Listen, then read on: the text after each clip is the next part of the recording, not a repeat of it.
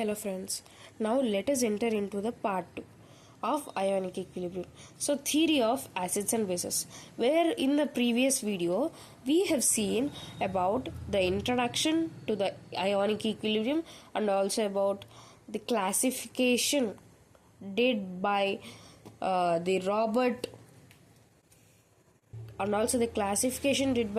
Boyle,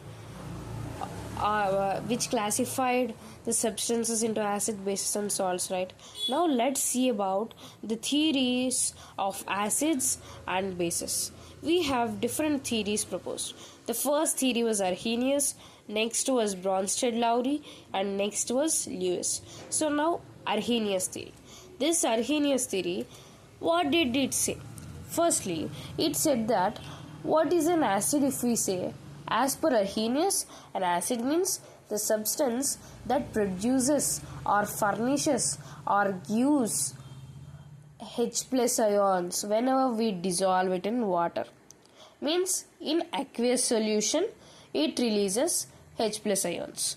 And for examples of acids as per Arrhenius were HCl, COOH taken twice, H3PO4, HNO3 and also CH3COOH and so on. And bases, if you see, the substances that produce OH minus ions when dissolved in water. For example, NaOH, CaOH taken twice, MgOH taken twice. What is this MgOH taken twice also called?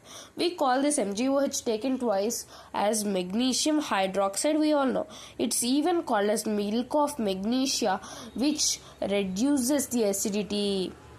And what is neutralization reaction?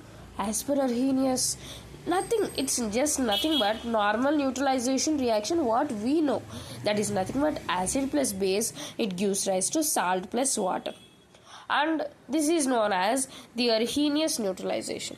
And he just said that what he said. Let's just have a small quick recap. He said that acid is nothing but that releases H plus ions in water, and base is nothing but that releases OH minus ions in water, and neutralization reaction is acid plus base, it gives rise to salt plus water. So let us now see its exceptions. He just said that whenever they are dissolved in water or whenever they participate in the reaction, right? So as per him, it need to just give H plus ions. Whereas HCl is there, it is dry. Means what? It is formed by a reaction in which it is actually a byproduct. So there HCl, it was not actually having any water in it, and it was just dry HCl. So there it was actually not considered as an acid because it does not show any characteristics of acid. But as per Arrhenius, as it has H plus ions to be contributed, it is an acid. That's actually one of the exception. And see, what I said was the acidic and basic nature of acid and base, it can be found only in aqueous solutions. And next exception, it is nothing but some substances, they do not actually release H plus ions, and even he said that just H plus ions when dissolved in water, right? H plus ions should be furnished or produced, but here some substances without H plus ions, without the releasing or furnishing or producing of H plus ions itself, they are acidic. What are the examples of it? How can you prove it? The examples are nothing but nitrogen dioxide, sulfur dioxide, carbon dioxide, sulfur trioxide, etc. And some substances does not release OH minus ions, but these are actually basic in nature. For example, calcium oxide, magnesium oxide, and even sodium oxide, etc. Na2O.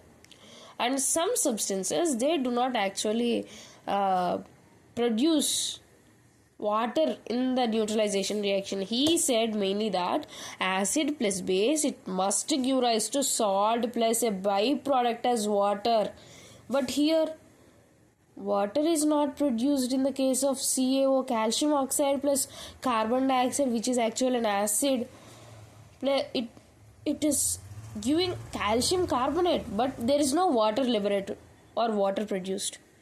And even in the case, he said one of the statement that here H plus ions are produced, right? Then where did they go and how do they exist? They asked. The question arose whenever Arrhenius was proposing his theory. Then the reply was that H plus ions, they have an independent existence, but in reality they do not have any independent existence.